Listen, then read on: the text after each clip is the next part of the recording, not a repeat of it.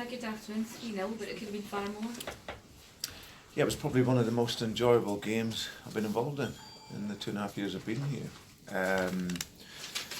Look at the time of the year. Sometimes the team, this part has been a little bit leggy and football hasn't quite been to the intensity or the level that we would have wanted.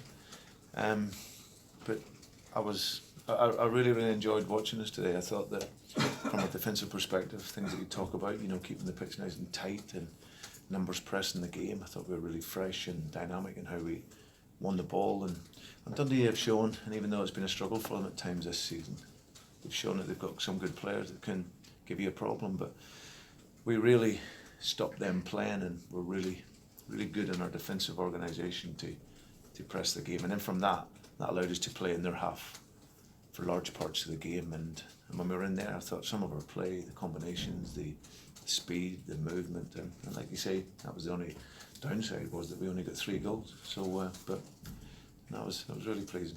Mikey Johnston really making an impact after starting this afternoon. Yeah, I think the 2 young boys, Mikey first, because obviously he's got his 2 goals. I thought he was very good. As a young player coming through here, I'm aware that he's played in the attacking positions across the front line, and he has an instinct to score a goal. He wants to score, so he runs towards the goal. And his first goal came off the back of a really good pass by Callum. Brilliant piece of skill, just to chop it inside and finish it the way he did. Against a keeper who'd made some really good saves today as well. And the second one was probably the big surprise for us. Again, a wonderful combination by Emilio and Scotty, and then he gets on the end of a cross with a header. So yeah, and disappointed he probably didn't get a hat-trick today. So I thought he was exceptional in his play, his touch, his movement, and on the back of playing during the week as well. Sometimes young players can be a wee bit leggy, but he lasted the game very well. And I thought, I mentioned for Tony Ralston as well, because I thought he was very good. I thought that he's now back to where I'd want him to be. He wasn't at that level for a period of time because of his injury, but he's worked so hard, he's been concentrated. He's come into the game, defended really strong. He's a hard guy to get past. And then you see the subtlety in his game now. He's serving to the ball and passing it simple, good tactical idea of what he's doing. And probably like Mike, he should have scored another goal hitting the post. And so that shows his stamina to get forward as well. So the 2 young guys were absolutely brilliant. 2 big games coming up. Does Mikey's performances give you something to think about ahead of time? Absolutely, I think all the boys. I think that, like I say, we'll have those guys back. But certainly, when you're given an opportunity, all you can do is take it, and those boys have done that, and have been very good. Ralston and Johnston be part of the setup, and obviously, is it like having 2 new signings for the second half of the season? Well, I think with young players, it's great to see that growth.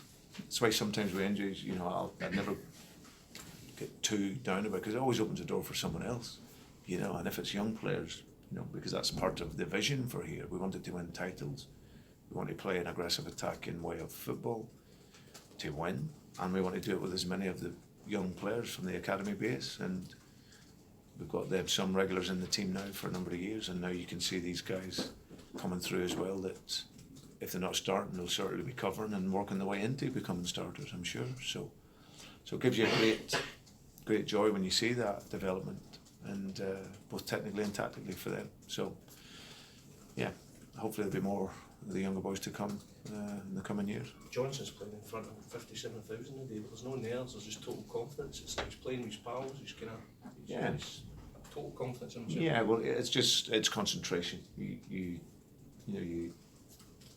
get them to focus on the performance, really. But he's not new into it as well. He's been in with us now for about 18 months.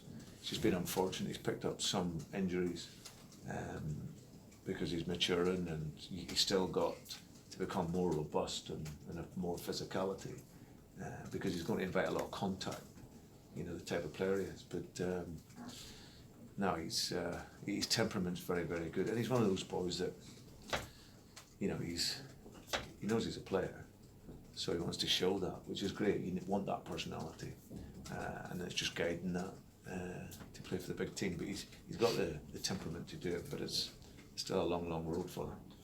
And the ongoing thing with Australia at the moment, Brendan, their head of performance overnight has said that he's expecting all his players to be in camp by the 27th in Dubai. In terms of the logistics of that, if Tom was to play on Wednesday, is that achievable, or is that going to be a problem? No, Tom will play in the Aberdeen game, and then, like I say, he'll fly out after that. He'll be there. So and he'll miss the Rangers game as far as I'm aware. So which is a shame for him, shame for us, because it's, you know, we feel that sensible.